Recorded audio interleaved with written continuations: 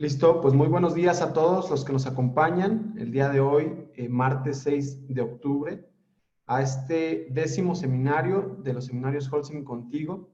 El día de hoy nos brindarán el tema durabilidad en el concreto, de la teoría a la práctica. ¿Sí? Nos va a estar acompañando el maestro Armando Escobar, en un momento los voy a presentar. Y pues también desearles que se encuentren bien de salud todavía en esta contingencia pues bueno, todavía continúa, y que se encuentren bien. Gracias por atender esta llamada, darse el espacio también. Y pues bueno, vamos a dar inicio. Voy a presentarles un poquito de la trayectoria del ingeniero Armando Escobar. Él es ingeniero civil por la Universidad Autónoma del Estado de México y maestro en ciencias con orientación en materiales de construcción por la Universidad Autónoma de Nuevo León. Cuenta con 14 años de experiencia en tecnología del concreto. Su línea de interés es la durabilidad de estructuras de concreto reforzado.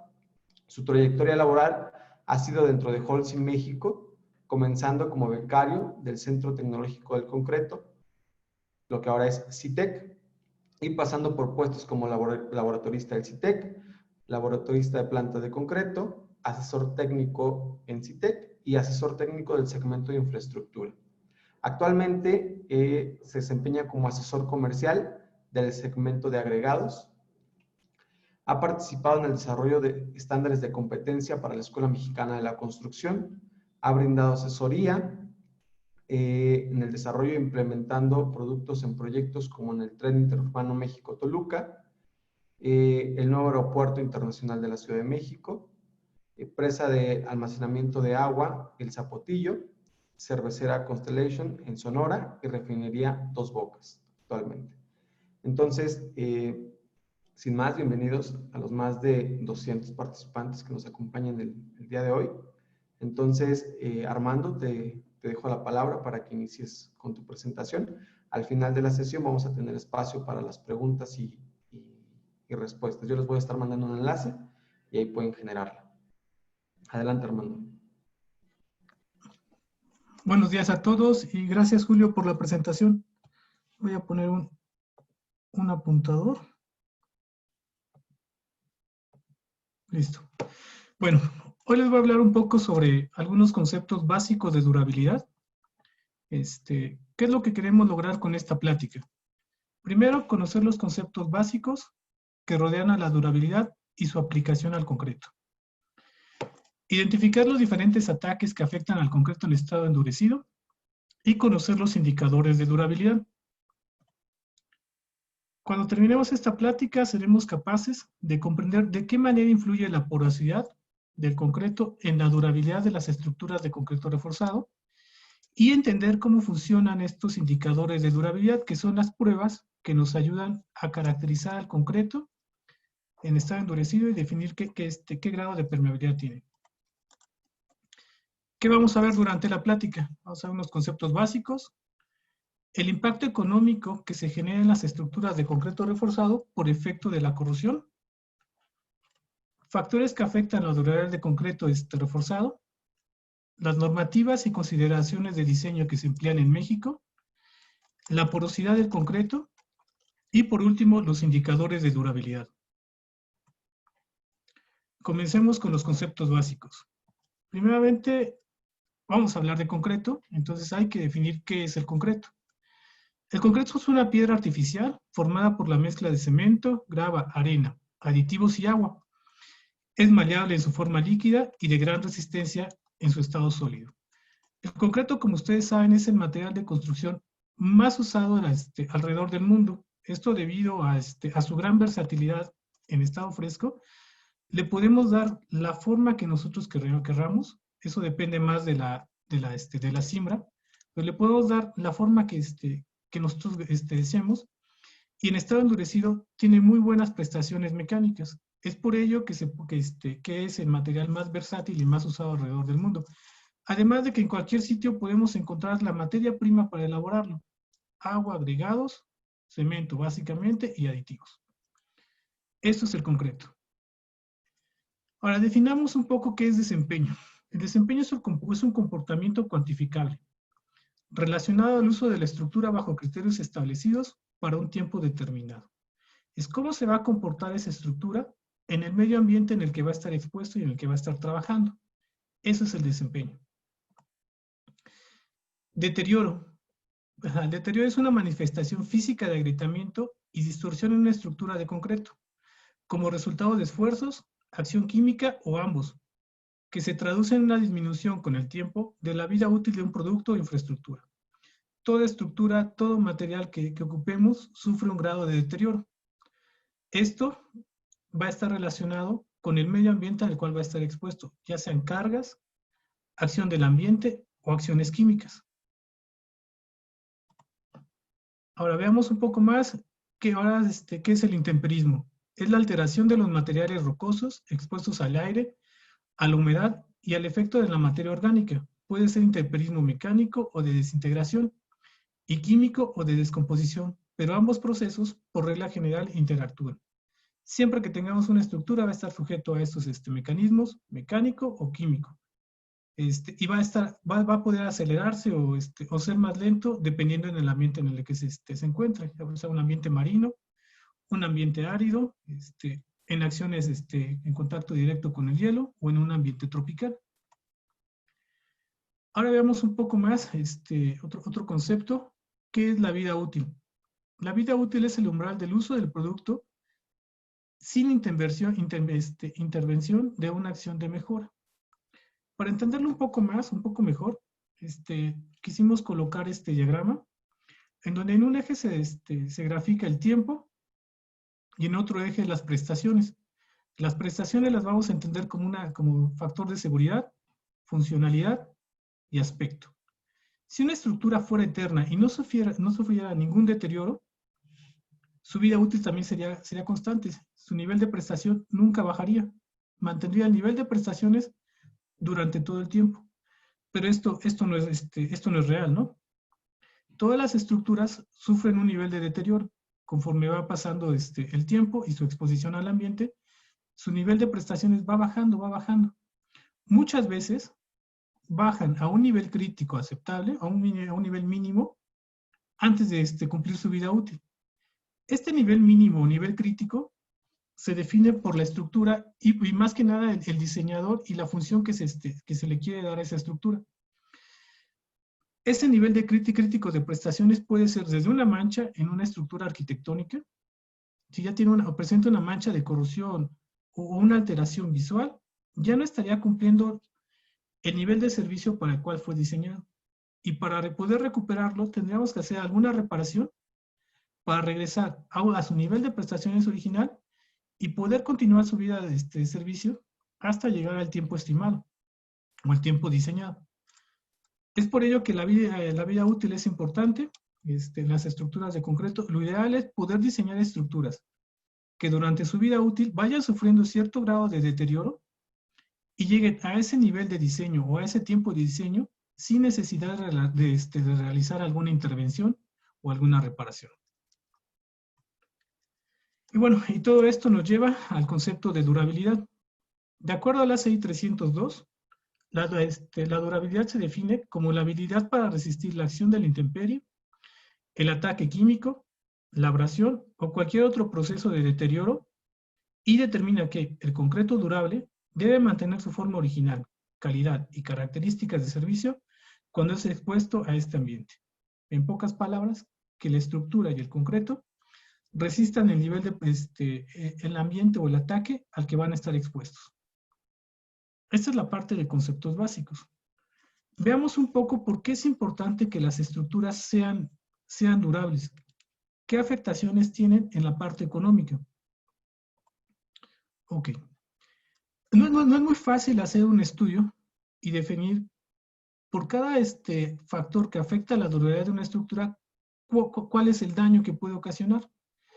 Se han hecho varios esfuerzos y uno es enfocado a la corrosión, pero en todas las industrias, no solo en lo que tenga que ver con concreto reforzado, sino en todo lo que tenga en todas la industria que está relacionado con el acero. Entonces, De esto encontramos varios estudios y se los quiero exponer.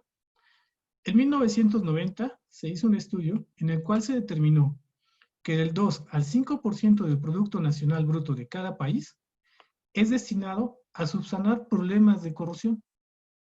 Y eso, bueno, el nivel o los millones de pesos o los millones de dólares dependerá de cada país, ¿no? En 1995, dándole continuidad al primer estudio, se determinó que de ese monto destinado a reparar los problemas de corrupción, del 15 al 25% se pudo haber evitado si se hubiera aplicado la tecnología que se tenía en ese momento para poder contrarrestar la corrupción.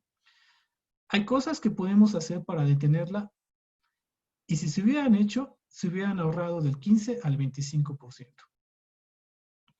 En 1990, en un estudio del 1999 a 2001, se determinó que el daño de corrupción en Estados Unidos, que es un país de primer mundo, se estima en 276.000 millones de dólares. Esto representa el 3.1% del Producto Interno Bruto de Estados Unidos. Nada más para cuantificar cuál es el problema real de la corrupción. Reino Unido es un país que ya no invierte tanto en estructuras nuevas.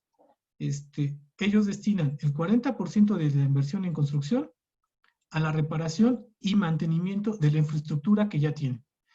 Esto representa el 4% de su Producto Interno Bruto. En México no hay muchos estudios, un estudio que nos diga qué impacto tiene la corrupción en todo el país. Se han hecho estudios puntuales. Un estudio en 1986, que ya es algo antiguo, determinó que más del 90% de las industrias presentan deterioro por corrupción.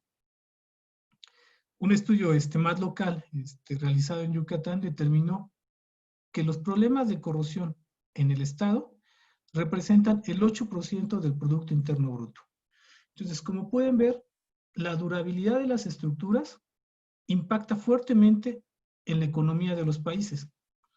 De manera general, aquí hay otro estudio que se hizo más ampliamente y por país, y se llegaron a estas cifras, ¿no? No voy a meter a detalle en cada una, pero lo importante es que veamos el impacto que tiene el deterioro, en este caso del acero de refuerzo o del acero en cualquier industria, en el Producto Interno Bruto de estos países. Tiene un impacto muy fuerte. Es por eso que necesitamos hacer estructuras durables y que soporten los ambientes a los cuales van a estar expuestos. Ahora, veamos un poquito más enfocado hacia concreto y concreto reforzado, cuáles son los factores que afectan a la durabilidad del concreto. Los factores los podemos clasificar en 3 grandes rubros: causas mecánicas, la naturaleza del concreto y agentes externos del medio. Las causas mecánicas, yo creo que es muy claro, son cargas, sobrecargas en estructuras que fueron diseñadas bajo un nivel de funcionalidad, pero con el paso del tiempo se van adaptando a otros servicios, y puede ser que esos servicios y las cargas que generan no estaban contemplados desde el inicio. Puede ser sobrecargas, movimientos sísmicos, o algunos factores ambientales como calor, viento, congelamiento de hielo. También se considera la abrasión hidráulica o abrasión por tránsito, por ejemplo, en los pavimentos. Esos son los factores mecánicos. Hay otros factores como la naturaleza del concreto. Cuando el mismo concreto, al momento de elaborarlo, los elementos con los cuales los elaboramos van a afectar a la estructura internamente. Por ejemplo, la reacción álcali-agregado. Yo creo que ya varios han escuchado qué es la reacción álcali-agregado. Es cuando un agregado es reactivo o es potencialmente reactivo, tiene una cantidad de sílice suficiente para provocar un gel que bueno, los álcalis de cemento reaccionan los álcalis de cemento sí, con la sílice y con la alcalinidad del agregado y generan un gel. Este gel es un gel que le gusta mucho el agua y se forma alrededor de estos agregados reactivos. Jala agua, aumenta su volumen, jala agua y aumenta su volumen. Ahora imagínense que esto se forma alrededor de cada agregado, pues genera una presión interna tremenda. Y esta presión lleva a que las estructuras fallen desde adentro y se generen agrietamientos como los que se muestran en estas imágenes. También aquí podemos considerar la contracción por secado. cuando el concreto lleva demasiada agua, cuando no se diseña bajo estas condiciones, contracción autógena o flujo plástico. Y hay otros agentes, los agentes externos del medio, que aquí entran las sales, gases, sulfatos, y esto depende mucho de la permeabilidad que tenga el concreto. Y además son los más comunes. Las partes mecánicas, digamos, hasta cierto punto se puede diseñar. En la naturaleza del concreto lo que procuramos es no incorporar agregados reactivos y controlar su contracción desde el inicio y desde el diseño. Pero los agentes externos es muy difícil poderlos controlar. Entonces, vamos a enfocarnos ahora un poco más hacia esa parte. Veamos qué dice la normatividad respecto a esto. Para ello, tomamos como referencia la norma mexicana, la NMX 530, que es la norma general de durabilidad de estructuras de concreto reforzado. El objetivo no es entrar a detalle en cada punto. Lo que quiero que veamos es que hay una norma, es mexicana, y en esta norma nos da los criterios con los cuales debemos diseñar o son recomendaciones para diseño para alcanzar cierto grado o cierto tiempo de vida útil en las estructuras. Lo primero que vemos en esta norma es que hace una clasificación por ambientes. Encontramos desde ambiente no agresivo, cuando el concreto, el ambiente al cual va a ser expuesto, no va a ser un ambiente complicado ni que tenga que resistir muchas cosas, es un ambiente no agresivo. Ambiente rural, urbano, y esto está en función de la cantidad de CO2 y de humedad que haya en el ambiente. Un ambiente marino, relacionado al ataque que pueda sufrir el acero. Más que concreto, el acero, un ataque por corrosión. Cuando hay cloruros que son diferentes, o el origen es diferente al marino, puede ser cloruros generados por un ambiente industrial. Y a otros agentes químicos generados en la industria, también está clasificado concretos sujetos a ciclos de congelamiento y deshielo y concretos sujetos a desgaste. Entonces, pueden ver que la norma lo considera, y es muy importante, ustedes pueden entrar, saben dónde va a estar su estructura expuesta, entran a la norma y hacen una clasificación.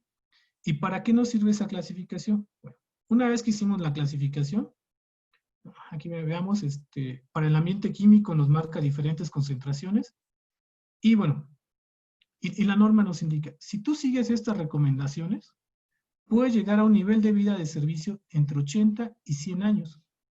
Y ojo, aquí también lo subrayamos, se necesitan está permitido el uso de cenizas volantes, metacaolín, microsílica, materiales cementantes complementarios. Y vamos más adelante, vamos a ver por qué son útiles, ¿no? Pero bueno, una vez que hicimos la clasificación, la norma nos dice, si quieres llegar a estos niveles de vida útil de servicio, debes de seguir las siguientes recomendaciones. Y las recomendaciones que nos dan para cada ambiente de exposición están relacionadas con la relación agua-cemento, el contenido mínimo de material cementante, me voy a brincar esto, ahorita le explico, y un recubrimiento mínimo. Siempre necesitamos tener cierto recubrimiento o espesor del concreto entre el acero y el ambiente, porque es una barrera física. Entre mejor sea, de mejor calidad y con mejor espesor se tenga esa barrera física, pues bueno, los agentes agresivos tardarán más tiempo en penetrar al acero y causar un daño, ¿no? Contenido de aire para los concretos que vayan a estar expuestos a ciclos de congelamiento y de hielo. Y algunos requisitos adicionales. Esto es muy importante. Usar agregados con buena densidad, una densidad mayor a 2.4. Y para los concretos que van a estar expuestos a agentes de abrasión, que los agregados tengan una resistencia mínima en la máquina de Los Ángeles de 40, no mayor a 40%. Bueno, regresemos acá.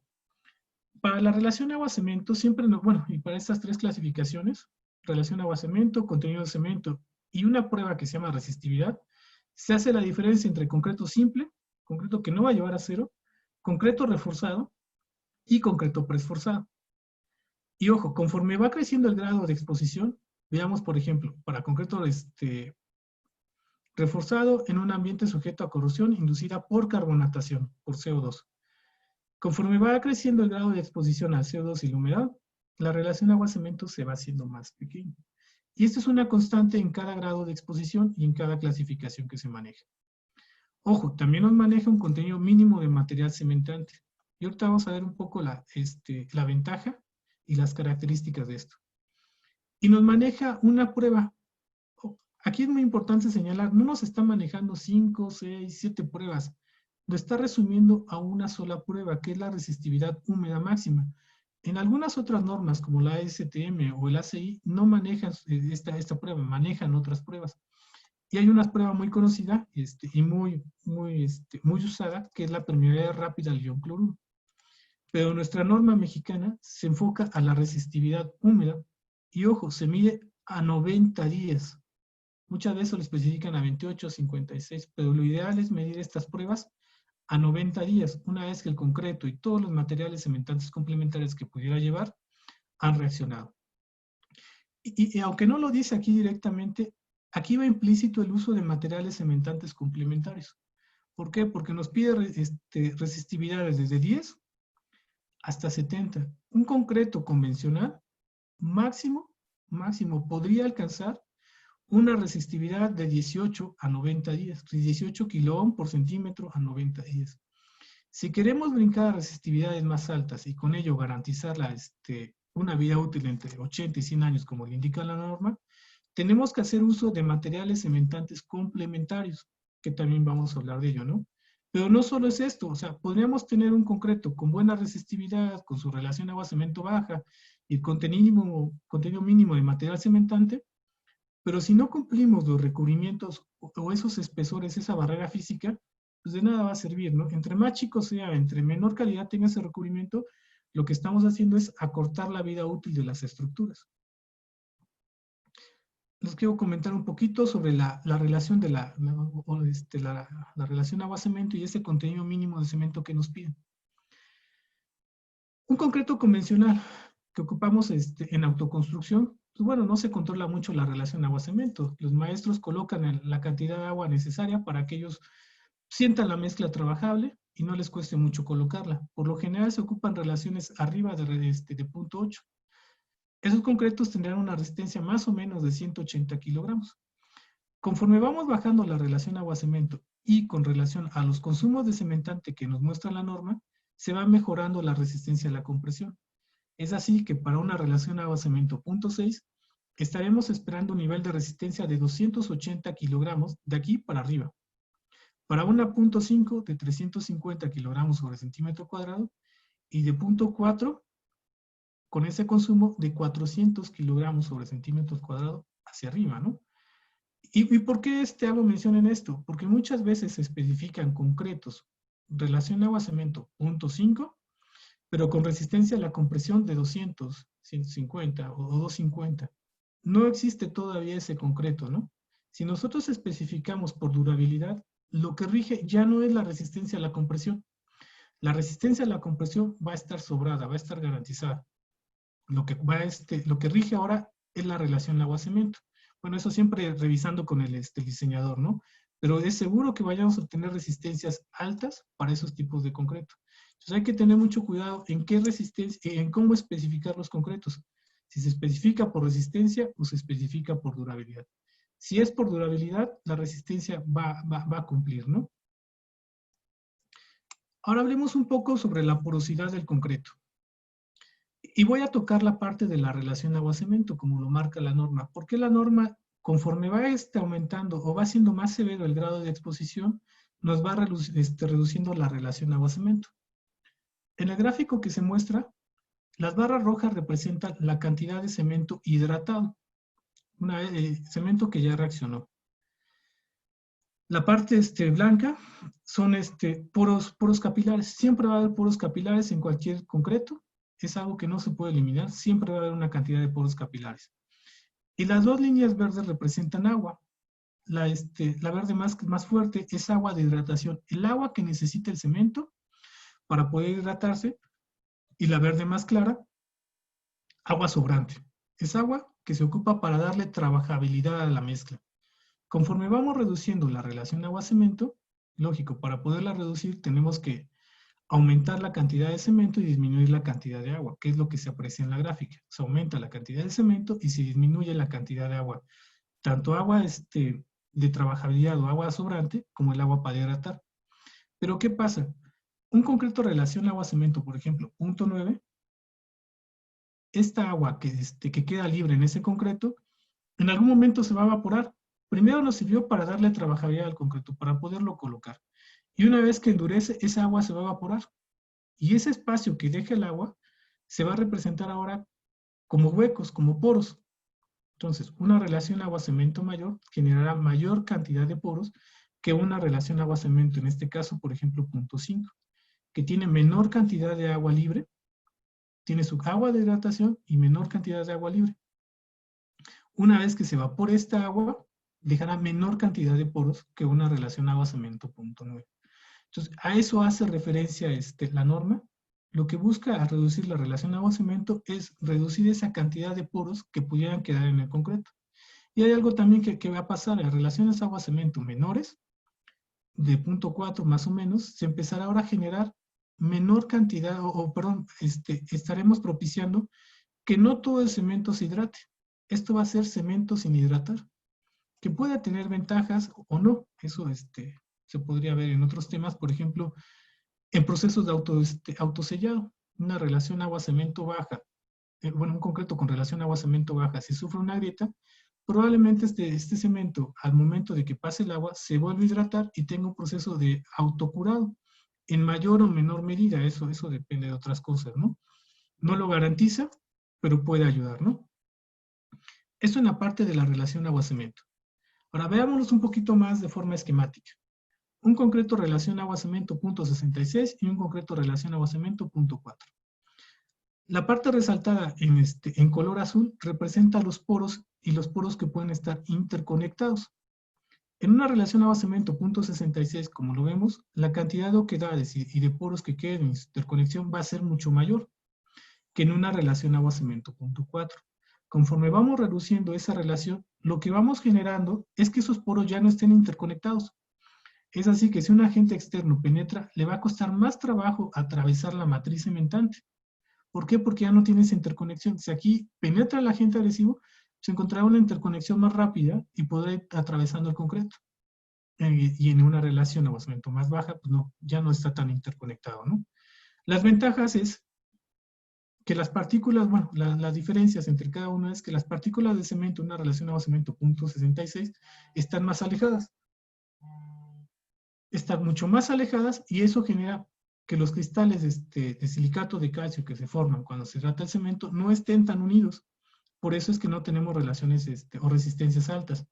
En comparación con una relación menor, las partículas de cemento quedan más cerca, esos cristales logran enlazarse mejor y eso genera una mayor resistencia. Pero no solo es cosa de resistencia, sino como lo vimos, la cantidad de vacíos. Y eso nos va a llevar a tener una menor permeabilidad en relaciones bajas y con ello mejorar la durabilidad del concreto. Ahora, no solo se puede mejorar la permeabilidad del concreto a través de una relación agua-cemento. Hay otros factores que nos pueden ayudar. Algunos de ellos es la granulometría del agregado. Un agregado adecuadamente graduado va a cubrir más oquedades que un agregado de un solo tamaño. El contenido de cemento es importante y como lo vimos en la norma, nos marca un contenido mínimo. Igual, ya lo hemos platicado, la baja relación agua-material cementante. Y algo que va acompañado de la relación agua-cemento es el uso de aditivos. Conforme vamos reduciendo la relación agua-cemento, las mezclas se van haciendo más rígidas, mucho más secas y más complicadas de trabajar. Es por ello que se necesitarán aditivos de mejores características y más potentes conforme se reduce la relación agua-cemento. Probablemente para una relación agua-cemento 0.6, 0.7 ocuparemos un reductor de agua normal. Un 0.5, probablemente un reductor de agua de medio rango, pero a relaciones menores necesitaremos aditivos superplastificantes, porque si no los concretos no se podrían trabajar. Aquí los aditivos juegan un papel muy importante. El tipo de cemento es también algo muy importante, no es lo mismo un CPO que un CPC.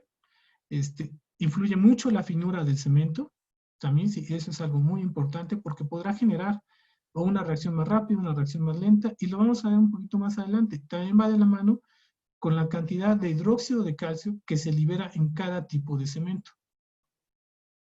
Y bueno, el uso de materiales cementantes complementarios, ya sea considerándolos para reaccionar o como fillers.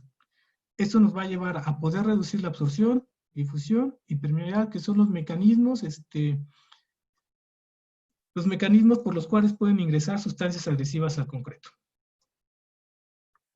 Vamos a tocar un poco el tema de materiales cementantes complementarios o suplementarios.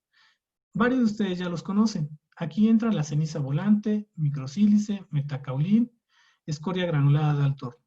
Pero ¿por qué se usan? ¿Por qué hemos encontrado, por qué ha sido empleados en concreto?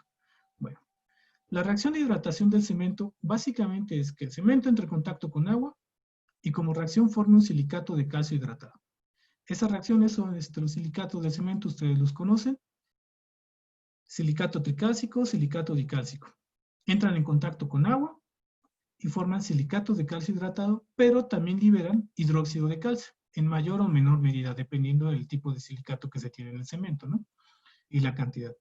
Okay. La reacción puzolánica lo que hace es aprovechar el contenido de sílice de los diferentes materiales cementantes complementarios y reaccionar con ese hidróxido, que es un subproducto de la hidratación del cemento, con un producto ahí que se genera, toman ese hidróxido de calcio, se combinan con agua y forman silicatos de calcio hidratado similares, no son los mismos que forma el cemento, pero son silicatos similares. Tienen mucha ventaja porque aportan resistencia y porque también son menos susceptibles de ciertos ataques, menos susceptibles a sufrir ciertos ataques, como por ejemplo el ataque por sulfatos. Ok, pero no solo es esta parte, esta es la parte de la reacción. Muy importante es el tamaño de estas partículas. Aquí en esta gráfica vemos en un eje el tamaño y en otro el área superficial o el área específica de cada material, ¿no? Como ustedes saben, conforme un material se hace más chico, su área superficial va aumentando. Eso es algo muy importante. En el cemento nos genera una mejor hidratación, una mejor reacción y resistencias a edades tempranas mucho más rápidas, ¿no? Pero bueno, si regresamos a este gráfico, vemos el tamaño o la relación de tamaño de un agregado grueso, de la arena, de los finos de esos agregados, y por aquí veremos el cemento. Hay cenizas volantes que son del orden de 10 veces más chicas que el cemento, pero también más o menos de ese mismo tamaño que tiene el cemento. Vemos el metacaolín, vemos adiciones finamente molidas, y vemos también la microsílica o el humo de sílice, ¿no? Se llama microsílica porque ya está densificada. Pero vean, algo muy importante en esto es el tamaño y esta reacción que puede tener, ¿no? Y hay otras adiciones que están bajo estudio, todavía no se han aplicado completamente en la industria, que pueden ser la nanosílice, partículas mucho más pequeñas, tamaño por 10 a la menos 9, que se ha estudiado para aplicar en este tipo de concretos, buscando durabilidad y mejorar ciertas características mecánicas. Una parte es el tamaño y otra es el contenido de sílice. Entre más sílice tenga el material, mejores resultados podemos esperar. El humo, aquí les mostramos un diagrama ternario, donde se muestra el sílice, aluminio y calcio en forma de óxido. Son algunos de los contenidos, el contenido químico que puede estar o caracterizar al cemento, ¿no? Como lo ven, el cemento tiene un aporte tanto de calcio, sílice y aluminio. Algunas escorias estarán con una composición similar y eso les permite que finamente molidas estas escorias puedan reaccionar por sí solas porque tienen calcio, aluminio y sílice en contacto con agua y finamente, pero muy, muy finamente molida, pueden reaccionar. Algunas cenizas podrían reaccionar y eso depende de su contenido de calcio, pero no todas, no todas lo generan, ¿no? No todas son capaces de reaccionar por sí solas con agua, ¿no? Necesitan que se genere la mayoría el hidróxido de calcio, producto de la hidratación del cemento. Pero veamos aquí, la parte importante es que contengan sílice. ¿Para qué? Para que puedan reaccionar con ese hidróxido más agua y genere esos silicatos de calcio hidratado. Y con ello llevar a reducir el tamaño y número de poros, así como la permeabilidad y los diferentes mecanismos de transporte en el concreto. Veamos esto que les acabo de comentar en una parte un poquito más gráfica. Por aquí les pusimos los diferentes materiales cementantes y una escala de su tamaño, ¿no? Pero bueno, si lo queremos ver en algún dibujo, esta es una partícula de cemento, este puede ser una partícula de ceniza volante, y si quisiéramos ver una partícula de microsílice, probablemente sea el puntero, 100 veces más pequeño que esas partículas. ¿Cuál es la gran ventaja? ¿Y por qué se han usado estos materiales? Porque estos materiales ocupan espacios que las mismas partículas de cemento no pueden ocupar. Entonces generan una especie de taponamiento o de filler, que le llaman, un relleno. Pero además, esos materiales van a reaccionar conforme se vaya generando ese hidróxido de calcio. Se genera el hidróxido de calcio, estos materiales tienen sílice y hay agua, empiezan a reaccionar y forman cristales. Empiezan a formar esos cristales y empiezan a generar un taponamiento o una obturación en la red porosa del concreto. Es por eso que estos materiales juegan un papel muy importante cuando hablamos de durabilidad en el concreto. Bueno, ya vimos algunos conceptos básicos, vimos normas y vimos la importancia de la porosidad y estos materiales cementantes complementarios. Ahora, veamos cómo se puede medir o de qué manera podemos cuantificar si un concreto es durable o no. Para ello nos vamos a basar, o nos vamos a apoyar de los indicadores de durabilidad. Los indicadores de durabilidad son propiedades del concreto que permiten caracterizar cualitativamente su durabilidad. Y todo va enfocado a pruebas de permeabilidad. Al inicio de estas pruebas, pues bueno, se empezaron a desarrollar pruebas como permeabilidad al aire, permeabilidad al oxígeno, permeabilidad al agua, absorción capilar, permeabilidad bajo un tirante de agua, bajo una presión. Pero conforme fue evolucionando el concreto, conforme fueron mejorando los aditivos, las pruebas también tuvieron que ir evolucionando. Porque si quisiéramos seguir caracterizando con estas pruebas, permeabilidad al aire, al agua, probablemente para relaciones agua-cemento bajas que están adicionados, los valores que obtendríamos serían bajos, tanto para una relación agua-cemento 0.5 como para una 0.5 con microsílice. Y no estaríamos obteniendo un valor o una caracterización diferente.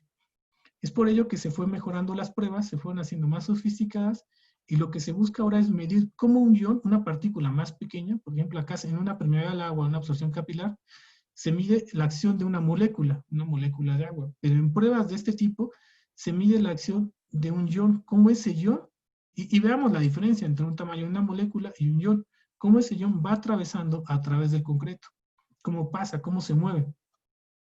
Pero no solo ahí, también hemos llegado a pruebas que miden una corriente eléctrica, que es la resistividad eléctrica superficial. Entonces, les voy a explicar ahorita un poco sobre las pruebas más complejas, ¿no? O las más usadas y más especificadas actualmente. Comencemos con la prueba de coeficiente de difusión de cloruros. Esta es una prueba que se lleva aproximadamente 6 meses. Entonces, el tiempo de espera también es muy largo y si quisiéramos construir, tendríamos que tener claro qué coeficiente de difusión queremos para poderlo compartir a los productores de concreto y que ellos desarrollen con tiempo su concreto para que cumpla esta especificación. Ok, ¿en qué consiste la prueba? Se elabora la mezcla, el diseño de mezcla, se elaboran cilindros de 10×20 y se exponen a una solución rica en cloro. Únicamente se sumerge el cilindro, se sella primero completamente la superficie, solo se deja una cara expuesta, que es por donde van a penetrar los cloros. Empiezan a penetrar, y la difusión, pues bueno, se da por diferencia de concentraciones. La concentración en la solución es alta, empezará a penetrar, porque lo que busca ese medio es igualarse. Entonces empieza a dar el fenómeno de difusión y empieza a penetrar. Nosotros lo sacamos 6 meses después y determinamos el contenido de cloro o la concentración de cloro a diferentes profundidades, y con ello hacemos un perfil de cloruros. Como se pueden dar cuenta, aquí bueno, se grafica la profundidad, aquí está lo que está en contacto con la solución, y conforme va aumentando la profundidad es como si fuéramos penetrando en el cilindro, ¿no? Será la concentración mayor en al inicio e irá bajando conforme va aumentando esa profundidad. Esto se hace mediante un proceso de titulación, pero bueno, ya con esta información resolvemos la segunda ley de Fick y obtenemos un coeficiente de difusión. La ventaja de este coeficiente de difusión es que nos sirve para hacer modelos de vida útil. ¿Por qué? Porque tenemos es como un tipo de velocidad, es un frente de penetración. Las unidades son metros cuadrados sobre segundo.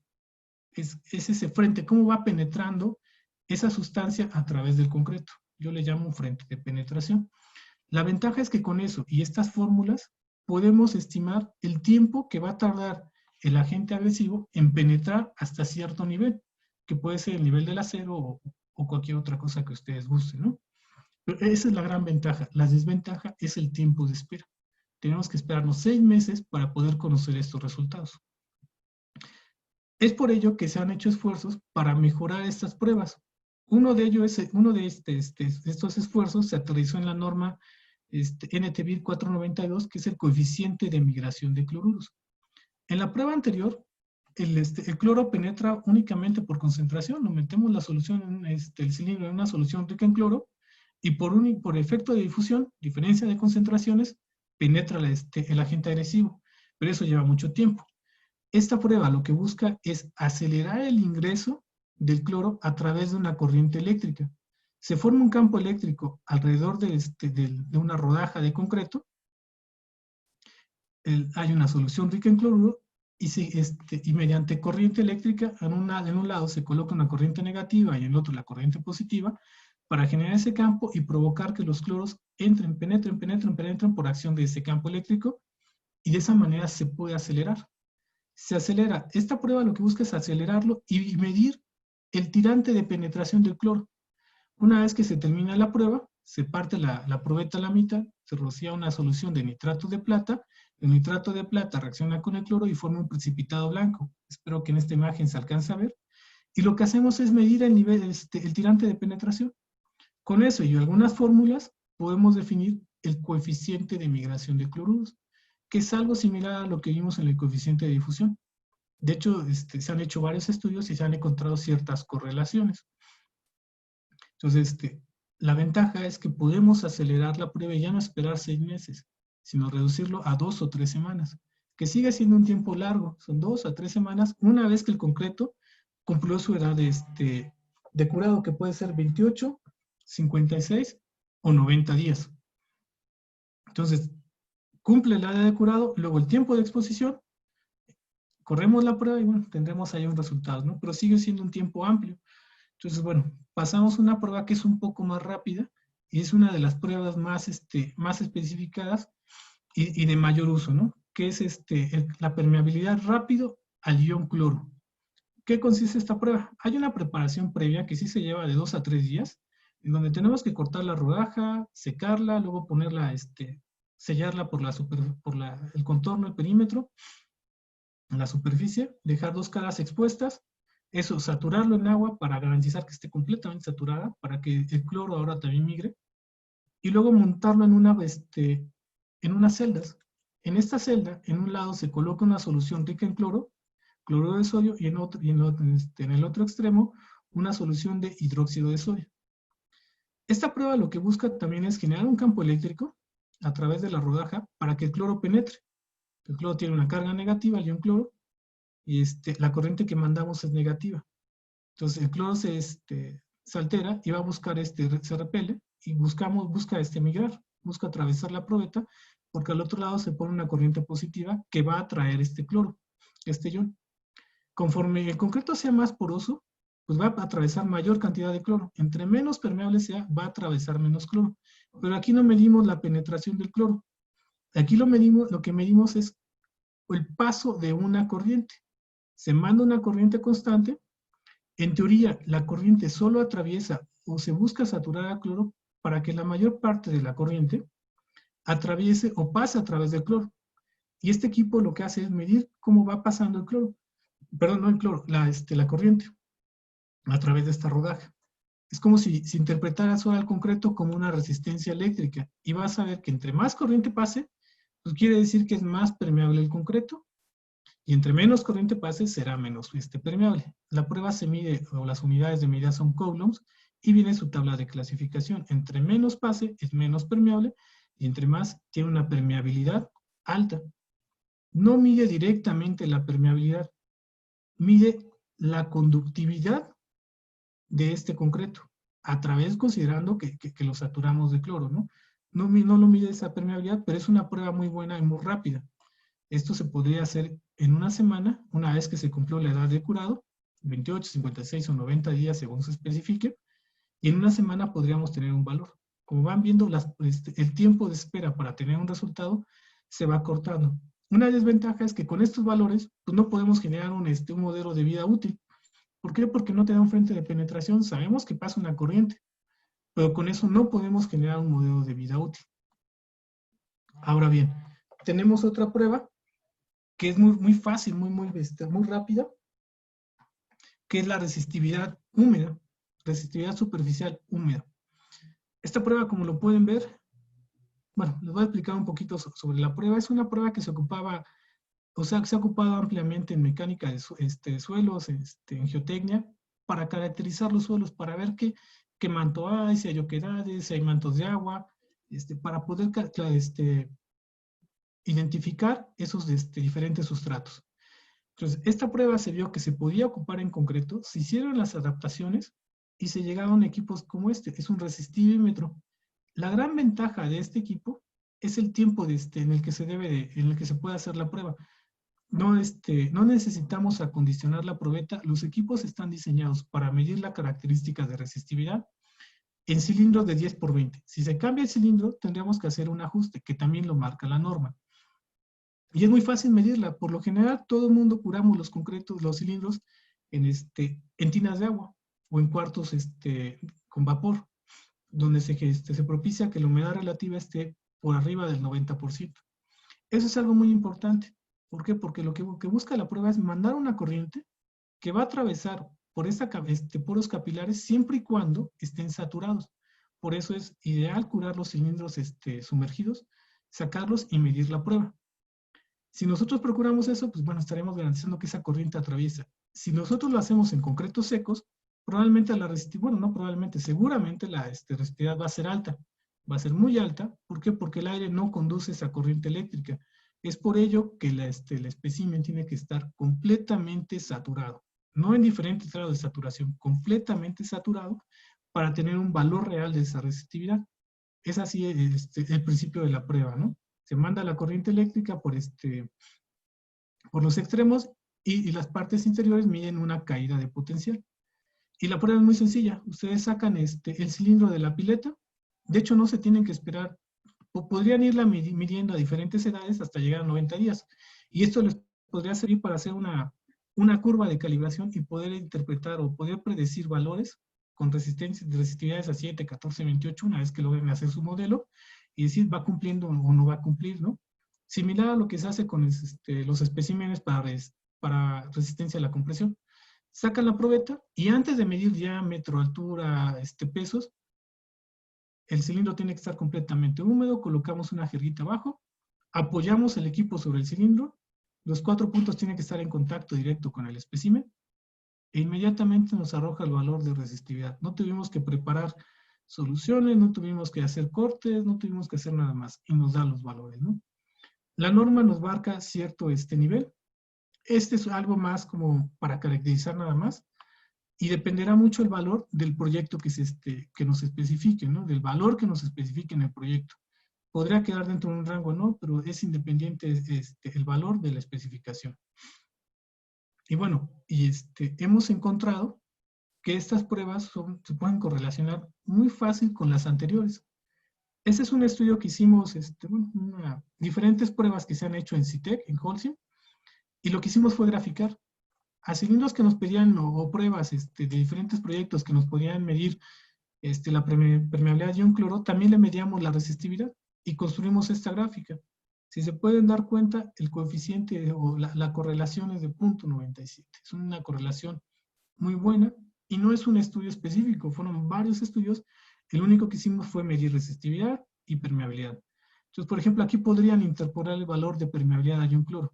Si ustedes tienen una resistividad de 50 kiloohm por centímetro, entraríamos aquí y estaríamos hablando de aproximadamente 700 coulombs en la prueba de permeabilidad rápida de ion cloro. Y aquí lo podrían ocupar estos valores para poder interpolar otras pruebas más difíciles y más complejas, ¿no? Entonces, bueno, esta es la parte que les quería platicar sobre los indicadores. Ya vimos conceptos básicos, hemos visto las normas, algunas pruebas, la importancia de la porosidad, ¿no? Pero también hay que hablar un poco que el concreto, para que sea durable, no solo depende del concreto. Ese es algo que tiene varios conceptos implícitos o que se tienen que cumplir también. Para que un concreto sea durable, se comienza desde el diseño estructural. Desde que se planea la estructura, dónde va a estar expuesta, bajo qué ambiente va a estar expuesta, qué tipo de materiales deben de emplearse. nosotros haremos la selección adecuada de materiales. Por ejemplo, lo veíamos en la norma, te pide agregados con densidades mayores a 2.4. Seleccionar el material, los agregados que ocurre adecuados, el tipo de cemento, las mejores adiciones. Hay diferentes microsílices que tienen, que bueno, la microsílice no por ser microsílice quiere decir que todas sean iguales. Hay diferentes calidades, diferentes tamaños, diferentes cantidades de sílice, que eso también se tiene que tener en cuenta en esta parte. Una vez que se hace la selección adecuada de materiales, se procede al diseño de mezcla, y bueno, eso es a nivel laboratorio, y también contar con las herramientas de indicadores de durabilidad adecuados para no invertir tanto tiempo y poder interpolar más rápidamente algunos valores. Se pueden dejar probetas para comprobar, pero podemos acelerar ese proceso para obtener resultados. Y bueno, y una vez que hicimos todo esto, algo que es muy, muy, muy importante son las buenas prácticas constructivas. De nada sirve tener un concreto súper resistente con una permeabilidad muy baja si no lo vamos a abrigar adecuadamente, si no se va a colocar adecuadamente y si no se le va a dar el curado suficiente para que el concreto logre su correcta hidratación. Solo así, cumpliendo todos estos aspectos, podemos llegar a concretos de alta durabilidad. Y bueno, sé que el tema es muy amplio, una hora, el tiempo que ahorita tenemos no es suficiente para poder hablar sobre esos conceptos de durabilidad, pero quisimos compartirles este pequeño resumen, estos conceptos básicos como un tema de introducción a durabilidad, ¿no? No sé si tengan algunas preguntas, algunos comentarios. Listo. Gracias, Armando, por el tema. Y sí, sí hay preguntas por parte de los participantes. Vamos a comenzar a darles lectura a algunas de ellas. Pregunta Sergio, ¿cuál sería la mejor relación agua-cemento en zonas con alta exposición a sales? ¿Podrá repetir la pregunta? Moví un poquito aquí mi equipo y no escuché. Ah, ok, perfecto. Sí, claro. Pregunta Sergio, ¿cuál sería la mejor relación agua-cemento en zonas con alta exposición a sales? Va a depender de la concentración que tengas y lo que yo te recomiendo es basarte en la norma. Entra en la norma, revisa, mira, hay que ver de qué tipo de sal es, si es sal de mar o es sal generada por alguna industria. La norma te lo indica, ¿no? Tú entras aquí, haces tu clasificación de ambiente y luego vas a la tabla de especificación. Y aquí lo podrás clasificar, depende del nivel de concentración. Aquí la que te marca la norma, la menor es la .35. O sea, no hay una mejor, una peor. Haz tu clasificación y en relación a esa clasificación, a conocer el ambiente de exposición, podrás entrar en esta tabla y ver si tienes un concreto reforzado, preforzado, un concreto simple, qué relación agua-cemento te pide, ¿no? Ok, perfecto, muchas gracias. Para todos los participantes les acabo de compartir nuevamente el enlace por si quieren generar alguna pregunta. Por ahí pueden realizarla. Pregunta José Guadalupe. ¿En qué obra han ocupado concretos durables con relación menor a .30 agua-cemento? Ok. ¿En qué hora? La menor que nos ha tocado para un concepto de durabilidad fue en el nuevo aeropuerto, lo que iba a ser el nuevo aeropuerto de la Ciudad de México, el Naim. Nos pedían concreto relación agua-cemento menor a .35.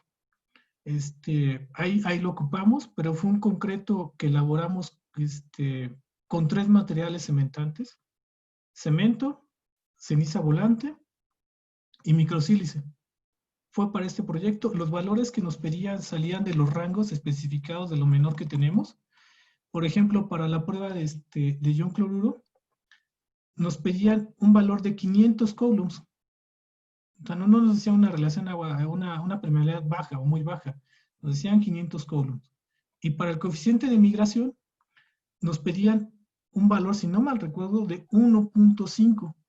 Que bueno, si ustedes entran a la tabla, pues bueno, la misma norma te clasifica que todo lo que esté abajo de 2.5 tiene una permeabilidad extremadamente baja, ¿no? O una resistencia muy alta al ingreso de cloros. Pero ahí nos pedían 1.5. En ese tipo de proyectos lo ocupamos para Naim, relación agua-cemento abajo de .35. Y también es importante considerar estos concretos, cómo va a quedar esa trabajabilidad, poder hacer pruebas a nivel laboratorio junto con el cliente, porque estos concretos no se vuelven, o a veces quisiéramos colarlos o colocarlos normal, con vibradores normales, con un revenimiento 14, 18. Son concretos que ya no tienen agua libre. Si regresamos a la gráfica, son concretos con muy poca agua libre, su trabajabilidad va a ser nula si es con pura agua, es como si diríamos únicamente mojado, una mezcla seca, y la trabajabilidad se la va a dar el aditivo. Entonces, los aditivos son tan potentes que nos llegan a generar, en vez de un revenimiento, una extensibilidad. Esos son parámetros que se deben de tener en cuenta, ¿no? Porque muchas veces quisiéramos, oye, dame un concreto punto 35, punto 3 con revenimiento 14. No es tan sencillo alcanzar esos revenimientos, ¿no? Pero bueno, en ese tipo de proyectos le hemos ocupado. Perfecto. Muchas gracias, Armando. Pregunta Juan Carlos. ¿Es la misma durabilidad del concreto en el caso de Canadá, que es un lugar frío, que en México? ¿O se diseña una durabilidad para cada intemperie al que está expuesto el concreto? Se debe diseñar para cada ambiente. Por ejemplo, en Canadá tengo entendido que para quitar el hielo, para eliminar el hielo de la superficie de los pavimentos, se ocupan sales, algún tipo de sal para poder disolver el hielo. Se disuelve el hielo, el concreto absorbe esa agua, no solamente el agua, también el agente químico, y una vez cae sol, esos sales generan algún tipo de cristal, se empiezan a cristalizar, y si el concreto no está diseñado para ese ambiente de exposición, se puede agrietar internamente.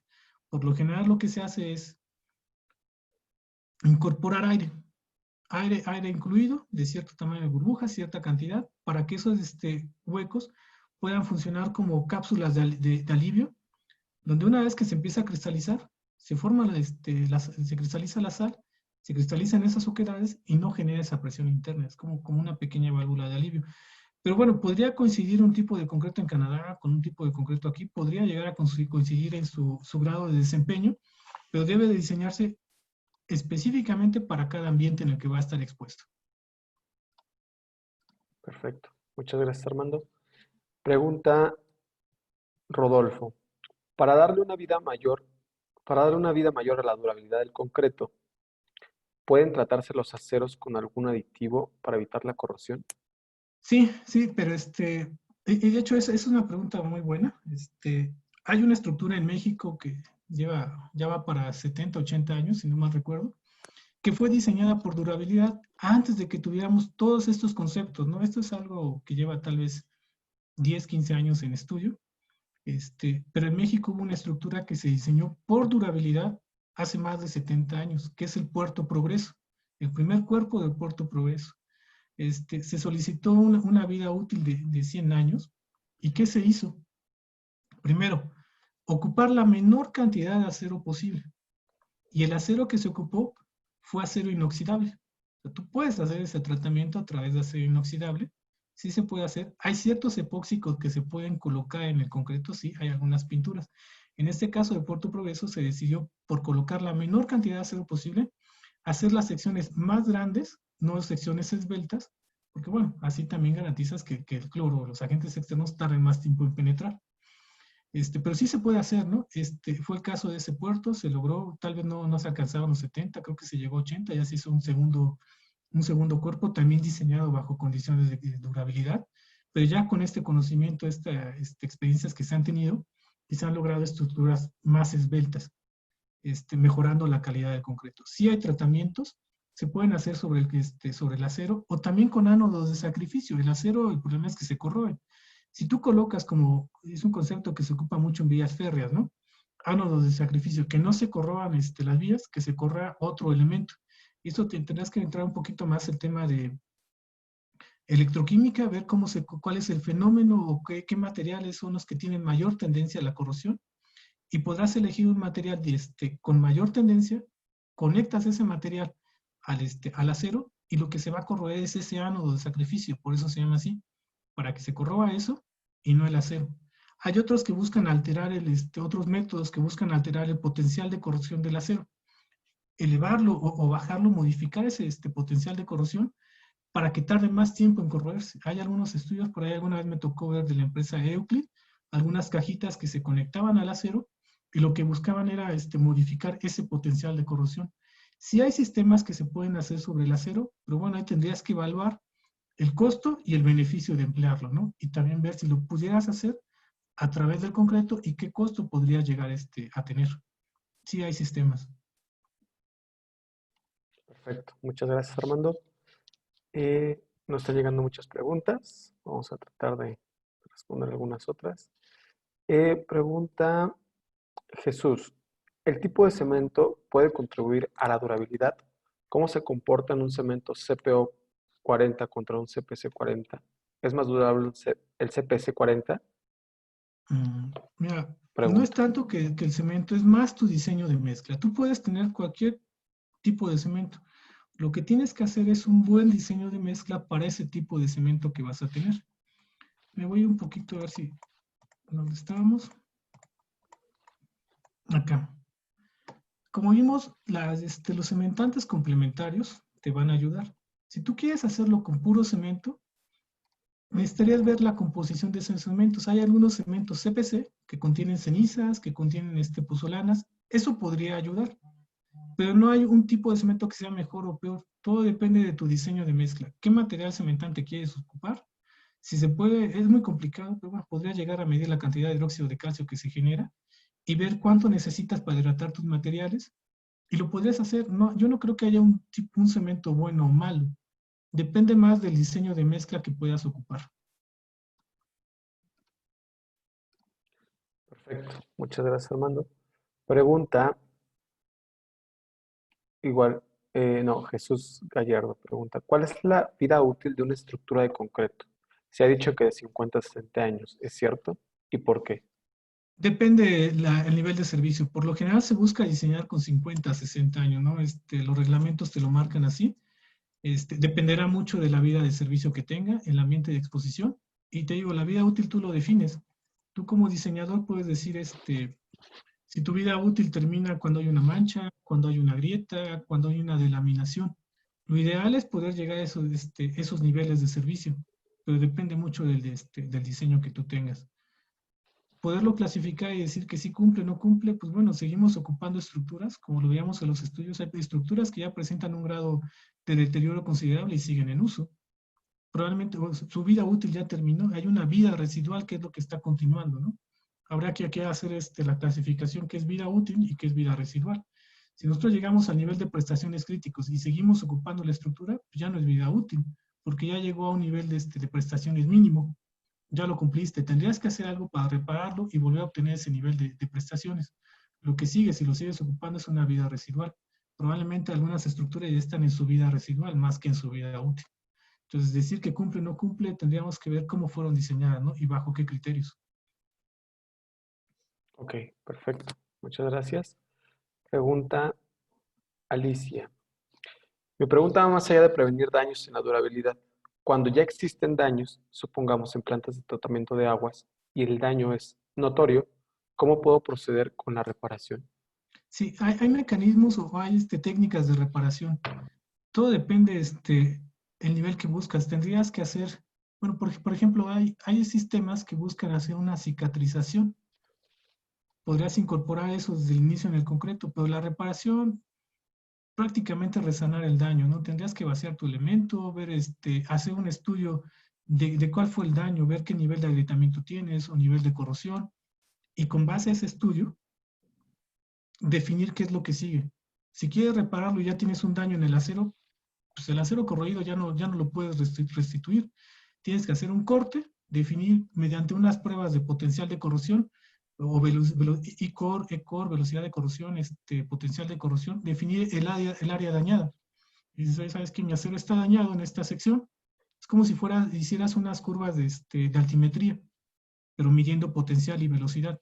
Haces ese estudio, defines el nivel de daño y definirás si el acero ya perdió cierta sección o no. Y lo que sigue es extraer el acero, colocar acero nuevo, hacer tus traslapes adecuados y colocar concreto nuevo. Por ejemplo, eso cuando ya hay un daño severo en el acero. Pero, por ejemplo, si hiciéramos un monitoreo adecuado en temas de cloruros, podrías definir, oye, el cloruro penetró 4, 5 o 3 centímetros, no sé, mi espesor es de 6. Hay técnicas en las cuales se puede hacer una extracción de cloruros.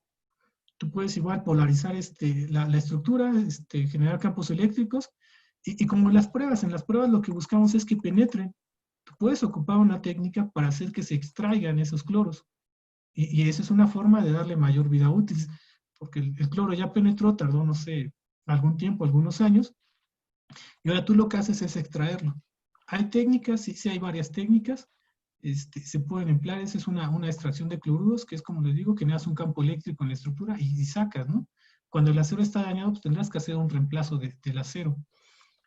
Por ejemplo, en carbonatación, puedes recuperar el nivel de pH del concreto mediante una realcalinización, que es algo similar. Haces un campo eléctrico y en vez de sacar, ahora vas a meter una sustancia alcalina que te ayuda a mejorar el pH del concreto.